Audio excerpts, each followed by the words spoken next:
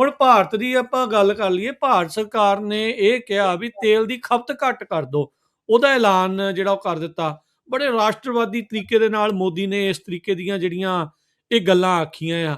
ਕੀ ਕਾਰਨ ਤੁਹਾਨੂੰ ਲੱਗਦੇ ਇਸ ਤੇ? ਹੁਣ ਹਾਂ, ਬਹੁਤ ਵੱਡੇ ਸੰਕਟ ਦਾ ਸ਼ਿਕਾਰ ਆ ਜੇ ਨਰਿੰਦਰ ਮੋਦੀ ਨੇ ਇਹ ਗੱਲ ਕਹੀ ਹੈਗੀ ਆ ਵੀ ਜਿਹੜੇ ਤੇਲ ਦੀ ਖਪਤ ਆ ਉਹ ਘੱਟ ਕਰੋ। ਸੋ ਤੁਸੀਂ ਜੇ ਤੇਲ ਦਾ ਤੇ ਭਾਰਤ ਦੀ ਇਕਨੋਮੀ ਦਾ ਜੇ ਤੁਸੀਂ ਰਿਸ਼ਤਾ ਦੇਖੋ ਨਾ, ਬਹੁਤ ਗੂੜਾ ਰਿਸ਼ਤਾ ਹੈ ਤੇਲ ਦਾ ਤੇ ਭਾਰਤ ਦੀ ਇਕਨੋਮੀ ਦਾ।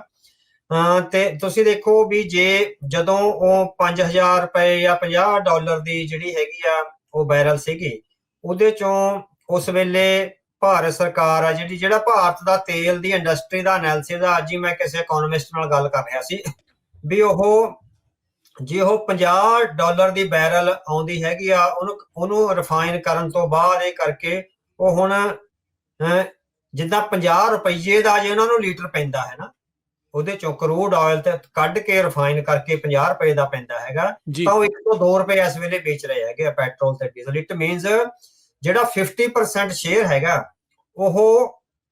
ਉਹਦੀ ਵੈਲਿਊ ਤੋਂ ਸਰਕਾਰ ਕੋਲ ਜਾਂਦਾ ਹੈਗਾ। ਠੀਕ ਹੈ, ਉਹਦੇ ਚੋਂ ਥੋੜਾ ਬਹੁਤਾ ਰਿਫਾਈਨਰੀਆਂ ਦਾ ਜਿਹੜਾ ਖਰਚਾ ਹੋਏਗਾ, ਤਨਖਾਹਾਂ ਹੋਣਗੀਆਂ। ਜੇ ਉਹ ਕਹਿੰਦਾ ਵੀ ਜੇ ਫਿਰ ਵੀ ਆਪਾਂ ਲਾ ਕੇ ਚੱਲੀਏ ਤਾਂ 40% ਜਿਹੜਾ ਹੈਗਾ ਨੈਟ 40% ਆ ਉਹ ਸਰਕਾਰ ਦੇ ਖਾਤੇ 'ਚ ਜਿਹੜਾ ਜਾਂਦਾ ਹੈਗਾ। ਸਰਕਾਰ ਇੰਨੇ ਪੈਸੇ ਆ ਜਿਹੜੇ ਆਪਣੇ ਲਈ ਰਾਖਵੇਂ ਰੱਖ ਕੇ ਚੱਲਦੀ ਆ ਤਾਂ ਕਿ ਜਿਹੜੇ ਇਹ ਰਿਜ਼ਰਵ ਹੋ ਜਾਂਦਾ। ਇਹ ਜਿਹੜੇ ਕਰੂਡ ਆਇਲ ਦੀ ਮਨੀ ਆਉਂਦੀ ਹੈਗੀ ਆ, ਇਹ ਆਇਲ ਰਿਜ਼ਰਵ ਵਿੱਚ ਹੁੰਦਾ, ਕਿਉਂਕਿ ਕਰੂਡ ਆਇਲ ਲਈ ਜਿਹੜੀਆਂ ਹਰੇਕ ਸਰਕਾਰ ਆ ਬਹੁਤ ਵੱਡੇ ਰਿਜ਼ਰਵ ਰੱਖਦੀ ਆ, ਕਿਉਂਕਿ ਉਹ ਲਾਈਫ ਲਾਈਨ ਆ ਕਿਸੇ ਵੀ ਕੰਟਰੀ ਦੀ ਹੁੰਦੀ ਆ। ਹੁਣ ਜਦੋਂ $50 ਦੀ ਸੀਗੀ ਜਿਹੜਾ ਬੈਰਲ ਸੀਗੀ, ਤਾਂ ਉਸ ਵੇਲੇ ਤੁਸੀਂ ਦੇਖੋ ਵੀ ਭਾਰਤ ਵਿੱਚ ਉਦੋਂ ਵੀ 90, 95, 100 ਦਾ ਸੀਗਾ, ਤਾਂ ਉਦੋਂ ਸਰਕਾਰ ਨੇ ਬਹੁਤ ਪੈਸੇ ਬਣਾਏ, ਇੰਡੀਆ ਗੌਰਮੈਂਟ ਵੱਡੇ ਰਿਜ਼ਰਵ ਆਏ। ਇੱਕ ਟਾਈਮ ਤੇ ਇਹ ਹੋਇਆ ਵੀ 60 ਜਾਂ 65 ਤੋਂ ਬੈਰਲ ਤੋਂ ਜਦੋਂ 50 ਤੇ ਡਿੱਗੀ ਆ ਕੇ ਬੈਰਲ, ਤਾਂ ਮੁਲਕ ਵਿੱਚ ਇਹ ਰੌਲਾ ਪਿਆ ਵੀ ਕੀਮਤਾਂ ਘੱਟ ਹੋਣੀਆਂ ਚਾਹੀਦੀਆਂ, ਵੀ ਬੈਰਲ ਦਾ ਪ੍ਰਾਈਸ ਲੁੱਟ ਗਿਆ। ਸਰਕਾਰ ਨੇ ਕੀ ਕਰਿਆ, ਕੀਮਤਾਂ ਨਹੀਂ ਘੱਟ ਕੀਤੀਆਂ, ਆਪਣੀ ਐਕਸਾਈਜ਼ ਡਿਊਟੀ ਵਧਾਤੀ। ਹਾਂਜੀ, ਹਨਾ, ਉਹਨਾਂ ਨੇ ਐਕਸਾਈਜ਼ ਡਿਊਟੀ ਬਣਾਤੀ ਵੀ ਸਾਨੂੰ ਟੈਕਸ ਆ ਜਿਹੜਾ ਹੋਰ ਆਉਣ ਲੱਗ ਜਾਵੇ। ਸੋ ਹੁਣ ਹੈਗਾ ਵੀ ਹੁਣ ਉਹਨਾਂ ਦਾ ਜਿਹੜਾ ਹੈਗਾ ਜਿਹੜੀ ਇੰਡੀਆ ਗੌਰਮੈਂਟ ਹੈਗੀ ਆ, ਆਪਣੇ ਵਿਦੇਸ਼ਾਂ ਵਿੱਚ ਤਾਂ ਆਪਾਂ ਦੇਖਿਆ ਵੀ ਜਿਉਂ ਕਰੂਡ ਆਇਲ ਵੱਧਦਾ, ਦੂਜੇ ਦਿਨ ਹੀ ਪੈਟਰੋਲ ਸਟੇਸ਼ਨਾਂ ਤੇ ਉਹਨਾਂ ਤੇਲ ਵੱਧ ਜਾਂਦਾ, ਜੇ ਘਟਦਾ ਤਾਂ ਘਟ ਜਾਂਦਾ।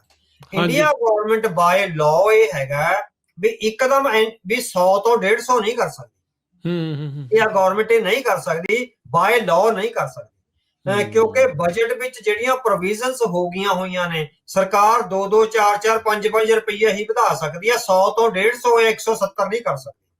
ਹੁਣ ਇਸ ਵੇਲੇ ਸਰਕਾਰ ਦਾ ਕੀ ਹੋ ਰਿਹਾ, ਜਿਹੜੀ 50 ਵਾਲੀ ਜਿਹੜੀ ਬੈਰਲ ਸੀ ਜਦੋਂ 100 ਦੀ ਹੋ ਗਈ, ਸਰਕਾਰ ਉਨਾ ਰੇਟ ਨਹੀਂ ਵਧਾ ਸਕਦੀ ਪੈਟਰੋਲੀਅਮ ਪ੍ਰੋਡਕਟਸ ਦਾ ਬਾਈ ਲਾਅ। ਇਸ ਵੇਲੇ ਸਰਕਾਰ ਨੂੰ ਆਪਣੇ ਜਿਹੜੇ ਰਿਜ਼ਰਵ ਆ ਡਾਲਰ ਦੇ, ਉਹ ਸਾਰੇ ਖਰਚਣੇ ਪੈ ਰਹੇ ਆ ਤਾਂ ਕਿ ਦੇਸ਼ ਦੀ ਲਾਈਫ ਲਾਈਨ ਆ ਜਿਹੜੀ ਪੈਟਰੋਲੀਅਮ ਪ੍ਰੋਡਕਟ ਤੇ ਕਰੂਡ ਆਇਲ ਆ, ਉਹਦੇ ਨਾਲ ਦੇਸ਼ ਦੀ ਲਾਈਫ ਲਾਈਨ ਚੱਲੀ ਜਾ ਸਕੋ। ਇਸੇ ਕਰਕੇ ਨਰਿੰਦਰ ਮੋਦੀ ਨੇ ਕੱਲ ਜਾਂ ਪਰਸੋਂ ਕਿਹਾ ਹੈਗਾ ਵੀ ਤੇਲ ਦੀ ਖਪਤ ਘਟਾਓ, ਕਿਉਂਕਿ ਸਰਕਾਰ ਦਾ ਬਹੁਤ ਵੱਡੀ ਜਿੰਨਾ ਪੈਸਾ ਪਿਛਲੇ 2-3 ਸਾਲਾਂ ਵਿੱਚ ਜਦੋਂ $50 ਦੀ ਬੈਰਲ ਸੀ ਉਹ ਕਮਾਇਆ ਸੀ, ਉਹ ਸਾਰਾ ਵਾਈਪ ਆਊਟ ਹੋ ਰਿਹਾ, ਬਹੁਤ ਖਤਮ ਹੋ ਗਿਆ ਸਾਰਾ। ਇੰਡੀਆ ਦਾ ਜਿਹੜਾ ਡਾਲਰ ਬੇਸਡ ਇਕਨੋਮੀ ਆ ਉਹ ਵਾਈਪ ਆਊਟ ਹੋ ਰਹੀ ਹੈ, ਕਿਉਂਕਿ ਕਿਸੇ ਵੀ ਕੰਟਰੀ ਦੇ ਜਿਹੜੇ ਫੋਰਨ ਰਿਜ਼ਰਵਸ ਆ ਉਹਦੇ ਲਈ ਸਭ ਤੋਂ ਵੱਧ ਜਾਂ ਤੇਲ ਖਾਂਦਾ ਪੈਸੇ ਜਾਂ ਸੋਨਾ ਖਾਂਦਾ, ਕਿਉਂਕਿ ਦੋਵੇਂ ਚੀਜ਼ਾਂ ਇੰਪੋਰਟ ਕਰਨੀਆਂ ਪੈਂਦੀਆਂ। ਸੋ ਉਹਨਾਂ ਦਾ ਇਹ ਹੈਗਾ ਵੀ ਜਿੰਨੇ ਵੀ ਜਿਹੜੀ $700 ਬਿਲੀਅਨ ਦੇ ਰਿਜ਼ਰਵ ਪਏ ਨੇ, ਇੱਕ ਤਾਂ ਉਹ ਰੁਪਈਏ ਦੀ ਕੀਮਤ ਨੂੰ ਬਚਾਉਣ ਲਈ ਲਗਭਗ ਮੇਰਾ ਖਿਆਲ ਆ ਵੀ ਹੁਣ ਤੱਕ ਜੇ 100 ਨਹੀਂ ਤਾਂ 80-85 ਬਿਲੀਅਨ ਡਾਲਰ ਉਹ ਲਗਭਗ ਖਰਚ ਚੁੱਕੇ ਆ ਤਾਂ ਕਿ ਰੁਪਈਆ 100 ਤੋਂ ਪਾਰ ਨਾ ਜਾਵੇ। ਬਹੁਤ ਦੇਰ ਤੋਂ ਲੱਗੇ ਹੋਇਆ, ਪਿਛਲੇ ਅਕਤੂਬਰ-ਨਵੰਬਰ ਤੋਂ ਲੱਗੇ ਹੋਇਆ, ਮਾਰਕੀਟ ਵਿੱਚ ਡਾਲਰ ਸਿੱਟ ਰਹੇ ਆ, ਉਹੀ ਡਾਲਰ ਫਿਰ ਆਪ ਖਰੀਦ ਕੇ ਰੁਪਈਏ ਦੀ ਜਿਹੜੀ ਕੀਮਤ ਆ ਉਹਨੂੰ ਸਟੇਬਲ ਆ ਜਿਹੜੇ ਉਹ ਕਰ ਰਹੇ ਹੈਗੇ ਆ। ਪਰ ਕਰੂਡ ਆਇਲ ਨੇ ਜਿਸ ਤਰ੍ਹਾਂ ਹੈਗਾ ਭਾਰਤ ਦੀ ਇਕਨੋਮੀ ਲਈ ਬਹੁਤ ਵੱਡੀਆਂ ਚੁਣੌਤੀਆਂ ਖੜੀਆਂ ਕਰ ਦਿੱਤੀਆਂ ਨੇ। ਜਿਹੜਾ ਪੈਸਾ ਉਹਨਾਂ ਨੇ ਐਕਸਾਈਜ਼ ਡਿਊਟੀ ਵਧਾ ਕੇ ਬਣਾਇਆ ਸੀਗਾ ਉਹ ਸਾਰਾ ਹੁਣ ਲਾ ਰਹੇ ਆ, ਪਰ ਕੀਮਤ ਨਹੀਂ ਵਧਾ ਸਕਦੇ, ਲੀਗਲੀ ਉਹ ਇੰਨੀ ਜ਼ਿਆਦਾ ਕੀਮਤ ਨਹੀਂ ਵਧਾ ਸਕਦੇ। ਹੁਣ ਹੋਊਗਾ ਕਿ ਫਿਰ ਮੈਂ ਉਸ ਇਕਨੋਮਿਸਟ ਨੂੰ ਪੁੱਛਿਆ ਵੀ ਫਿਰ ਹੋਊਗਾ ਕੀ, ਹਨਾ, ਵੀ ਜਦੋਂ ਲੀਗਲ ਕੀਮਤ ਨਹੀਂ ਵਧਾ ਸਕਦੇ, ਉਹ ਕਹਿੰਦਾ ਵੀ ਫਿਰ ਜਦੋਂ ਲੀਗਲ ਨਹੀਂ ਵਧਾ ਸਕਦੇ ਇਹ ਇਲੀਗਲ ਵਿੱਚ ਚਲੇ ਜਾਣਾ, ਸਰਕਾਰ ਨੇ ਤੇਲ ਬੰਦ ਕਰ ਦੇਣਾ ਜਾਂ ਬਹੁਤ ਘਟਾ ਦੇਣੀ ਹੈਗੀ ਆ ਕੀਮਤ, ਹਨਾ। ਵੀ ਜਿੱਦਾਂ ਵੀ ਉਹਦਾ ਮਿਲਣਾ ਘਟਾ ਦੇਣਾ, ਉਹਦੀ ਅਵੇਲੇਬਿਲਿਟੀ ਘਟਾ ਦੇਣੀ ਆ। ਜਿਹੜਾ ਘਟਾਉਂਗੇ, ਜਦੋਂ ਅਵੇਲੇਬਿਲਿਟੀ ਨਹੀਂ ਹੋਣੀ, ਫਿਰ ਉਹ ਬਲੈਕ 'ਚ ਜਾਣਾ, ਫਿਰ ਉਹ ਬਲੈਕ 'ਚ 150 ਦਾ ਜਾਂ 200 ਰੁਪਏ ਦਾ, ਫਿਰ ਜਿਹੜਾ ਉਹ ਬਲੈਕ 'ਚੋਂ ਵਿਕ ਕੇ 150 ਦਾ 200 ਦਾ ਆਊਗਾ, ਸਰਕਾਰ ਨੇ ਆਪਣੇ ਲੀਗਲ ਟਰਮਸ ਵੀ ਕਾਇਮ ਰੱਖ ਲੀਆਂ ਵੀ ਅਸੀਂ ਵਧਾਇਆ ਨਹੀਂ, ਬਲੈਕ ਵਿੱਚ 200 ਦਾ ਵਿਕਣਾ, ਉਹਦੇ 'ਚੋਂ ਫਿਰ ਸਰਕਾਰ ਨੂੰ ਪੈਸੇ ਜਾਣੇ।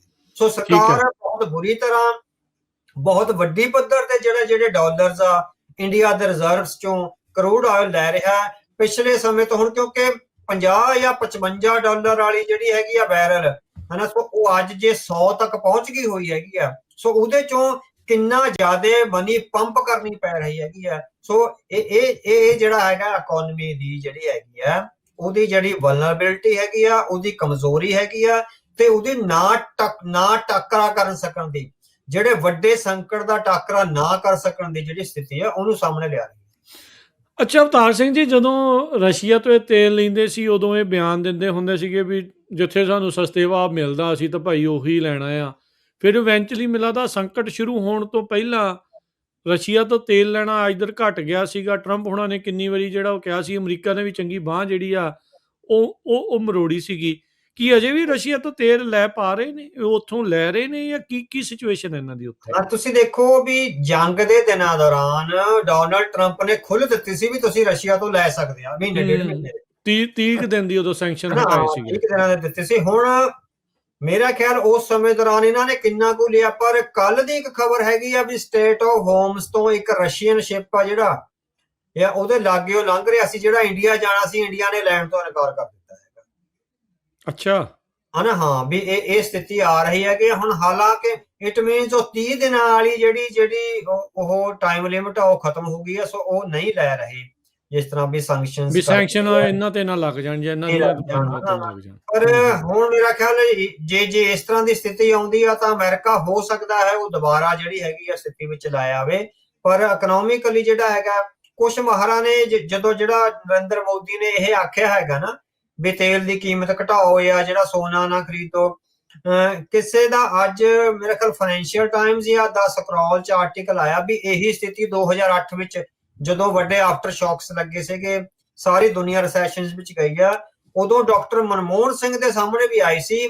ਡਾਕਟਰ ਮਨਮੋਹਨ ਸਿੰਘ ਨੇ ਔਸਟੈਰਿਟੀ ਨਹੀਂ ਕੀਤੀ ਵੀ ਘੱਟ ਖਾਓ ਜੀ ਜਾਂ ਤੇਲ ਨਾ ਵਰਤੋ, ਕਹਿੰਦਾ ਵੀ ਉਹਨੇ ਮਨੀ ਇੰਜੈਕਟ ਕਰੀ ਮਾਰਕੀਟ ਚ, ਹਨਾ। ਸੋ ਉਹਨੇ ਇਹ ਤੋਂ ਡਿਫਰੈਂਟ ਅਪਰੋਚ ਲਈ ਸੀ ਡਾਕਟਰ ਮਨਮੋਹਨ ਸਿੰਘ ਨੇ, ਜਿਹੜੇ 2008 ਤੇ 9 ਵਾਲਾ ਆਫਟਰ ਸ਼ੌਕ ਸੀ ਨਾ, ਉਹਦੇ ਵਿੱਚ ਉਹਨੇ ਔਸਟੈਰਿਟੀ ਨਹੀਂ ਕੀਤੀ ਵੀ ਹਾਂ ਘਟਾਓ, ਬਾਹਰਲੇ ਦੇਸ਼ਾਂ ਨੂੰ ਨਾ ਜਾਓ, ਜਿੱਦਾਂ ਪੈਟਰੋਲ ਨਾ ਲਾਓ, ਸੋਨਾ ਲਾਓ, ਉਹਨੇ ਫਰਟੀਲਾਈਜ਼ਰ ਨਾ ਪਾਓ, ਤੇਲ ਘੱਟ ਪਾਓ ਆਪਣੇ ਰੋਟੀ ਚ, ਜਿਹੜੇ ਉਹ ਮਾਰਕੀਟ ਵਿੱਚ ਇੰਜੈਕਟ ਕਰੇ ਉਦੋਂ।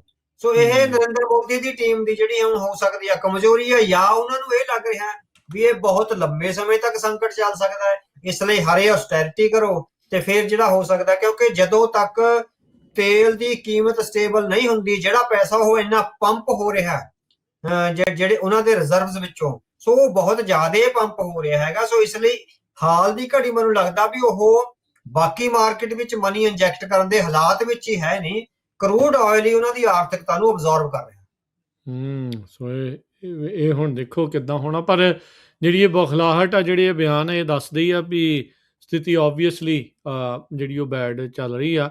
ਪਿਛਲੀ ਵਾਰੀ ਤੁਸੀਂ ਦੱਸ ਰਹੇ ਸੀ ਵੀ ਕਿੱਦਾਂ 4 ਕਰੋੜ ਪਰਿਵਾਰ ਹੀ ਉੱਥੇ 150 ਕਰੋੜ ਲੋਕਾਂ ਨੂੰ ਜਿਹੜਾ ਉਹਨਾਂ ਦੇ ਲਈ ਬੇਸਿਕਲੀ ਟੈਕਸ ਭਰਦੇ ਆ, ਤੇ ਉਹ ਸਾਰਾ ਕੁਝ ਜਿਹੜਾ ਉਹ ਕਰ ਰਹੇ ਆ, ਤੇ ਉਹਨਾਂ ਹੀ ਲੋਕਾਂ ਨੂੰ ਹੁਣ ਕਹਿ ਰਹੇ ਆ ਵੀ ਭਾਈ ਤੁਸੀਂ ਖਰਚਾ ਜਿਹੜਾ ਉਹ ਨਾ ਕਰੋ, ਇਹ ਜਿਹੀ ਸਿਚੁਏਸ਼ਨ ਜਿਹੜੀ ਉਹ ਨਾ ਕਰੋ। ਇਹ ਵੀ ਪਤਾ ਲੱਗ ਰਿਹਾ ਵੀ ਭਾਰਤੀ ਬੈਂਕਾਂ ਨੇ ਨਕਦੀ ਦੇਣੀ ਬੰਦ ਜਿਹੜੀ ਉਹ ਕੀਤੀ ਆ, ਕਿਉਂ? ਹਾਂਜੀ, ਕਿਉਂਕਿ ਅੱਜ ਹੀ ਮੈਂ ਕਿਸੇ ਇੱਕ ਮੀਟਿੰਗ ਵਿੱਚ ਸੀਗਾ, ਉਸ ਮੀਟਿੰਗ ਚੋਂ ਮੈਨੂੰ ਕੁਝ ਮੇਰੇ ਦੋਸਤਾਂ ਨੇ ਦੱਸਿਆ, ਸੋ ਪੰਜਾਬ ਨਾਲ ਸੰਬੰਧਿਤ ਦੋਸਤ ਸੀਗੇ, ਅਸੀਂ ਸਾਰੇ ਵਰਚੁਅਲ ਮੀਟਿੰਗ ਵਿੱਚ ਸੀਗੇ, ਇੱਕ ਕਾਨਫਰੰਸ ਜੀ, ਉਹਦੇ ਕਿਉਂਕਿ ਇਕਨੋਮੀ ਤੇ ਹੀ ਅਸੀਂ ਗੱਲ ਕਰ ਰਹੇ ਸੀ। ਉਹਨਾਂ ਨੇ ਦੱਸਿਆ ਵੀ ਬੈਂਕਾਂ ਨੇ ਕੈਸ਼ ਦੇਣਾ ਬੰਦ ਕਰ ਦਿੱਤਾ, ਵੀ ਮੇਰੇ ਖਿਆਲ 25-30 ਕੁਛ ਤਾਂ 30,000 ਤੱਕ, 30,000 ਤੋਂ ਵੱਧ ਕੈਸ਼ ਨਹੀਂ ਦੇ ਰਹੇ। ਤੁਸੀਂ ਜਾ ਕੇ ਜੇ ਚੈੱਕ ਲਾਓ, DDR ਲਾਓ ਵੀ ਮੈਂ 50,000 ਦਾ ਜਾਂ 1 ਲੱਖ ਮੈਨੂੰ ਕੈਸ਼ ਚਾਹੀਦਾ, ਉਹ ਨਹੀਂ ਦੇ ਰਹੇ। ਸੋ ਇਸੇ ਕਰਕੇ ਆ ਵੀ ਉਹ ਭਾਰਤ ਸਰਕਾਰ ਆ ਜਿਹੜੀ ਕੈਸ਼, ਜਿਹੜਾ ਫਿਜ਼ੀਕਲ ਕੈਸ਼ ਆ ਉਹਨੂੰ ਸਾਂਭਣਾ ਜਿਹੜੀ ਹੈਗੀ ਚਾਹ ਰਹੀ। ਉਹ ਕਹਿੰਦਾ ਵੀ ਡਿਜੀਟਲ ਟ੍ਰਾਂਜੈਕਸ਼ਨਸ ਹੋਈ ਜਾ ਰਹੀਆਂ, ਵੀ ਜਿੱਦਾਂ UPI ਰਾਹੀਂ ਵੀ ਐਪ ਟੂ ਐਪ ਵੀ ਕਿਸੇ ਦੇ ਖਾਤੇ 'ਚ ਲੱਖ ਪਾਤੇ ਆ, ਕਿਸੇ ਦੇ 2 ਲੱਖ ਪਾਤੇ ਆ, ਪਰ ਜਿਹੜਾ ਕੈਸ਼ ਫਿਜ਼ੀਕਲ ਕੈਸ਼ ਲੈਣਾ ਜਿਹੜਾ ਹੈਗਾ ਉਹ ਬੰਦ ਕਰਤਾ। ਇਸੇ ਕਰਕੇ ਆ ਵੀ ਜਿਹੜੇ ਰਿਜ਼ਰਵਸ ਆ ਉਹ ਸੋਕ ਹੋ ਰਹੇ ਹੈਗੇ ਆ। ਸੋ ਉਹਦੇ ਅਗੇਂਸਟ ਹੀ ਜਿਹੜੇ ਹੈਗੇ ਆ, ਕਿਉਂਕਿ ਭਾਰਤ ਨੇ ਹੁਣ ਇਹ ਕਰਨਾ ਨਾ, ਹੁਣ ਡਬਲ ਚੈਲੰਜ ਆ। ਇੱਕ ਤਾਂ ਕਰੂਡ ਆਇਲ 'ਚ ਪੈਸੇ ਜਾ ਰਹੇ ਆ, ਦੂਸਰਾ ਰੁਪਈਏ ਦੀ ਕੀਮਤ ਲਗਾਤਾਰ ਡਿੱਗ ਰਹੀ ਹੈਗੀ ਆ। ਰੁਪਈਏ ਦੀ ਕੀਮਤ ਜਿਹੜੀ ਡਿੱਗ ਰਹੀ ਆ, ਉਹਨੂੰ ਭਾਰਤ ਸਰਕਾਰ ਡਾਲਰ ਜਿਹੜੇ ਹੈਗੇ ਆ ਮਾਰਕੀਟ ਵਿੱਚ ਸਿੱਟ ਕੇ ਉਹ ਫਿਰ ਰੁਪਈਏ ਜੇ ਫਿਜ਼ੀਕਲ ਹੋਣਗੇ, ਫਿਜ਼ੀਕਲ ਰੁਪਈਆ ਰਾਹੀਂ ਉਹ ਖਰੀਦ ਰਹੀ ਆ, ਤਾਂ ਕਿ ਜਿਹੜਾ ਡਾਲਰ ਆ ਉਹ 100 ਤੋਂ ਪਾਰ ਆ, ਲਗਭਗ 100 ਦੇ ਪਾਰ ਹੋ ਹੀ ਜਾਣਾ ਹੈਗਾ। ਮੇਰੇ ਖਿਆਲ ਹਫ਼ਤੇ 10 ਦਿਨਾਂ ਤੱਕ ਹੀ ਹੋ ਜਾਏਗਾ। ਸੋ ਲਗਾਤਾਰ ਕੋਸ਼ਿਸ਼ ਕਰ ਰਹੀ ਹੈ। ਇਸੇ ਕਰਕੇ ਉਹ ਫਿਜ਼ੀਕਲ ਬੈਂਕਾਂ ਨੂੰ ਫਿਜ਼ੀਕਲ ਜਿਹੜੀ ਮਨੀ ਹੈਗੀ ਆ ਉਹ ਨਹੀਂ ਦੇ ਰਹੇ, ਹਾਰਡ ਕੈਸ਼ ਨਹੀਂ ਮਿਲ ਰਿਹਾ, ਮਤਲਬ ਕੈਸ਼ ਨਹੀਂ ਦੇ ਰਹੇ, ਕਿਉਂਕਿ ਕੈਸ਼ ਦੇ ਅਗੇਂਸਟ ਕੈਸ਼ ਖਰੀਦ ਕੇ, ਡਾਲਰ ਦੇ ਕੈਸ਼ ਦੇ ਅਗੇਂਸਟ ਰੁਪਈਆਂ ਦਾ ਕੈਸ਼ ਖਰੀਦ ਕੇ ਜਾਂ ਰੁਪਈਆਂ ਦੇ ਅਗੇਂਸਟ ਡਾਲਰ ਖਰੀਦ ਕੇ ਉਹ ਜਿਹੜਾ, ਕਿਉਂਕਿ ਇਹ ਸੌਫਟ ਨਹੀਂ ਚੱਲਣਾ ਵੀ ਬੈਂਕ 'ਚ ਟ੍ਰਾਂਸਫਰ ਕਰਤੇ ਉਧਰੋਂ ਡਾਲਰ ਟ੍ਰਾਂਸਫਰ ਕਰ ਲਏ। ਇਹ ਮੇਰਾ ਖਿਆਲ ਫਿਜ਼ੀਕਲ ਉਹਦੇ ਨਾਲ ਜਿਹੜੀ ਹੈਗੀ ਹੋਣੀ ਹੈ। ਇਸੇ ਕਰਕੇ ਉਹ ਕਰ ਰਹੇ ਹੈਗੇ ਤਾਂ ਕਿ ਰੁਪਈਏ ਦੀ ਕੀਮਤ ਇੰਨੀ ਨਾ ਡਿੱਗ ਜੇ, ਤਾਂ ਕਿ ਉਹ ਜਿਹੜਾ ਕੈਸ਼ ਫਿਜ਼ੀਕਲ ਕੈਸ਼ ਪਿਆ ਉਹਦੇ ਅਗੇਂਸਟ ਡਾਲਰ ਖਰੀਦੇ ਜਾਣ ਤੇ ਡਾਲਰ ਦੇ ਅਗੇਂਸਟ ਰੁਪਈਆ ਖਰੀਦਿਆ ਜਾਵੇ। ਸੋ ਇਹ ਬਹੁਤ ਵੱਡਾ, ਇਟ ਮੀਨਸ ਇਹ ਵੱਡਾ ਸੰਕਟ ਹੁੰਦਾ। ਜਿਹੜੀ ਨੋਟਬੰਦੀ ਹੋਈ ਸੀ ਉਸ ਵੇਲੇ ਇਸ ਤਰ੍ਹਾਂ ਦੇ ਹਾਲਾਤ ਆਏ ਸੀਗੇ। ਸੋ ਭਾਰਤ ਸਰਕਾਰ ਪ੍ਰੀਵੈਂਟਿਵ ਮੈਜ਼ਰਸ ਕਰ ਰਹੀ ਹੈਗੀ ਆ ਇਕਨੋਮੀ ਨੂੰ ਬਚਾਉਣ ਦੇ, ਪਰ ਇਹਦੇ ਨਾਲ ਜਿਹੜੀ ਸਮਾਜਿਕ ਅਰਾਜਕਤਾ ਪੈਦਾ ਹੋਣੀ ਆ, ਲੋਕਾਂ ਵਿੱਚ ਹਾਹਾਕਾਰ ਪੈਦਾ ਹੋਣੀ ਆ। ਹੁਣ ਜਦੋਂ ਡੀਜ਼ਲ ਦਾ ਪ੍ਰਧਾਨ ਮੰਤਰੀ ਨੇ ਐਲਾਨ ਕਰ ਦਿੱਤਾ, ਮੇਰਾ ਖਿਆਲ ਲੋਕਾਂ ਨੇ ਡਰਮ ਭਰਾਉਣੇ ਸ਼ੁਰੂ ਕਰ ਦੇਣੇ ਆ ਹੌਲੀ ਹੌਲੀ, ਹਨਾ, ਉਹ ਡੰਪ ਹੋਣਾ ਸ਼ੁਰੂ ਹੋ ਜਾਣਾ। ਦੂਸਰਾ ਜਿਹੜਾ ਹੈਗਾ ਵੀ ਜਦੋਂ ਪੈਸਿਆਂ ਦੀ ਇਹ ਲੈਣ ਦੇਣ ਖਤਮ ਹੋਇਆ, ਤਾਂ ਜਿਹੜੇ 2 ਨੰਬਰ ਦੇ ਜਿਹਨਾਂ ਕੋਲ ਪਏ ਹੁੰਦੇ, ਬਹੁਤ ਸਾਰੇ ਲੋਕਾਂ ਕੋਲ ਬਿਜ਼ਨਸ ਦੇ ਪਏ ਹੁੰਦੇ ਆ, ਉਹਨਾਂ ਨੇ ਫਿਰ ਵੱਧ ਕੀਮਤ ਤੇ ਜਿਹੜੇ ਹੈਗੇ ਆ ਉਹ ਦੇਣੇ ਵੀ ਮੇਰੇ ਬੈਂਕ 'ਚ 1 ਲੱਖ ਰੁਪਈਆ ਟ੍ਰਾਂਸਫਰ ਕਰ ਦੇ, ਮੈਂ ਤੈਨੂੰ 80,000 ਦਊਂਗਾ ਜਾਂ 85,000 ਦਊਂਗਾ। ਸੋ ਇਸ ਲੈਵਲ ਤੇ ਜਿਹੜਾ ਹੈਗਾ ਉਹ ਸਾਰੀ ਆ ਜਿਹੜੀ ਬਲੈਕ ਮਾਰਕੀਟਿੰਗ ਆ ਉਹ ਮਨੀ ਦੀ, ਪੈਨਿਕ ਬਾਇੰਗ ਹੋਣੀ ਆ। ਸੋ ਇਹ ਆਮ ਹੀ ਹੁੰਦਾ ਜਦੋਂ ਟੈਨਸ਼ਨ ਜਿਹੜੀ ਇਸ ਤਰੀਕੇ ਦੇ ਨਾਲ, ਕਿਉਂਕਿ ਜਦੋਂ ਨੋਟਬੰਦੀ ਹੋਈ ਸੀ ਉਦੋਂ ਵੀ ਇਹ ਬਹੁਤ ਹੋਇਆ। ਈਵਨ ਬੈਂਕ ਮੈਨੇਜਰਾਂ ਨੇ ਵੀ ਕਰਿਆ ਵੀ ਤੁਸੀਂ 1 ਲੱਖ ਰੁਪਇਆ ਪਾ ਦੋ ਸਿੱਧਾ ਤੇ ਅਸੀਂ ਤੁਹਾਨੂੰ 80,000 ਦਵਾਂਗੇ, 80,000 ਫੜਾ ਦਾਂਗੇ।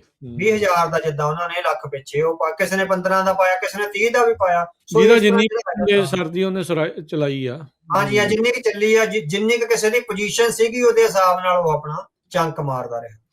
ਅੱਛਾ, ਜਿੱਦਣ ਮੋਦੀ ਦਾ ਇਹ ਬਿਆਨ ਆਇਆ ਆ, ਭਾਰਤ ਦੇ ਜਿਹੜੇ ਸੈਂਸੈਕਸ ਆ ਤੇ ਸਟਾਕ ਮਾਰਕੀਟ ਆ 4 ਟ੍ਰਿਲੀਅਨ ਰੁਪਈਏ ਉੱਡ ਗਏ।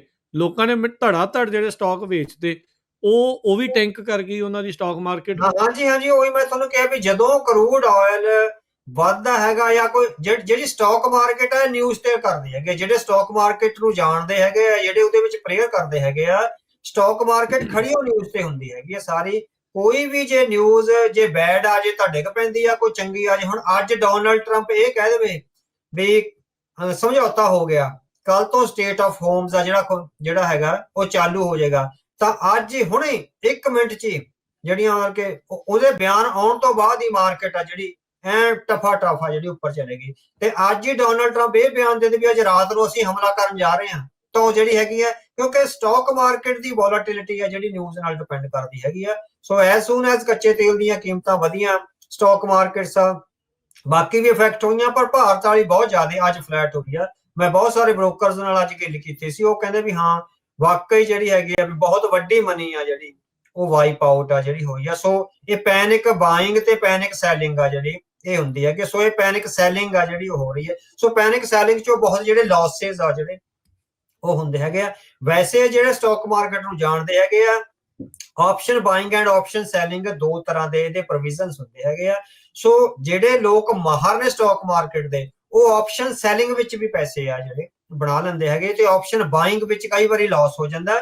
ਪਰ ਇਸ ਕਿਸਮ ਦੀ ਜਿਹੜੀ ਸਥਿਤੀ ਆ ਉਹ ਆਉਂਦੀ ਹੈਗੀ ਆ, ਤਾਂ ਆਪਸ਼ਨ ਸੈਲਿੰਗ ਵਿੱਚ ਵੀ ਉਹਨਾਂ ਨੂੰ ਜਿਹੜੀ ਹੈਗੀ ਆ, ਕਿਉਂਕਿ ਜਿਹੜੀਆਂ ਉਹ ਕੈਂਡਲਸ ਬਣਦੀਆਂ, ਜਦੋਂ ਰੈੱਡ ਕੈਂਡਲ ਥੱਲੇ ਜਾਂਦੀ ਆ ਤੇ ਉਹ ਰੈੱਡ ਕੈਂਡਲ ਦੇ ਥੱਲੇ ਜਿਹੜੇ ਉਹਨਾਂ ਨੇ ਸਟਾਕ ਖਰੀਦੇ ਹੁੰਦੇ ਹੈਗੇ ਆ, ਉਹ ਮਿੰਟ ਬਾਏ ਮਿੰਟ ਘਟਦੇ ਹੈਗੇ ਆ। ਸਵੇਰ ਨੂੰ ਕਿਸੇ ਥਾਂ ਤੇ ਖਰੀਦਿਆ, ਸ਼ਾਮ ਨੂੰ ਉਹਦਾ ਪ੍ਰਾਈਸ ਘਟਿਆ ਜਾਂ ਵਧਿਆ, ਉਸ ਹਿਸਾਬ ਨਾਲ ਜਿਹੜਾ ਹੈਗਾ ਉਹ ਆਪ ਦਾ ਪ੍ਰੋਫਿਟ ਕਰ ਜਾਂਦੇ ਆ। ਪਰ ਜਿਹੜੇ ਇਹ ਬਹੁਤ ਵੱਡੇ ਜਿਹੜੇ ਸ਼ਾਤਰ ਪਲੇਅਰ ਆ ਉਹ ਕਰ ਜਾਂਦੇ ਹੈਗੇ ਆ, ਜਿਹੜੇ ਛੋਟੇ ਮਾਰਕੀਟ ਵਿੱਚ ਕੰਮ ਕਰਦੇ ਆ ਉਹਨਾਂ ਦਾ ਲਾਸ ਹੋ ਜਾਂਦਾ। ਸੋ ਇੱਕ ਦਾ ਲਾਸ ਦੂਜੇ ਦਾ ਗੇਨ ਆ ਜਿਹੜਾ, ਇਹ ਸਟਾਕ ਮਾਰਕੀਟ ਦੀ ਇੱਕ ਤਰ੍ਹਾਂ ਨਾਲ ਇੱਕ ਗੇਮ ਇਸ ਤਰ੍ਹਾਂ ਚੱਲਦੀ।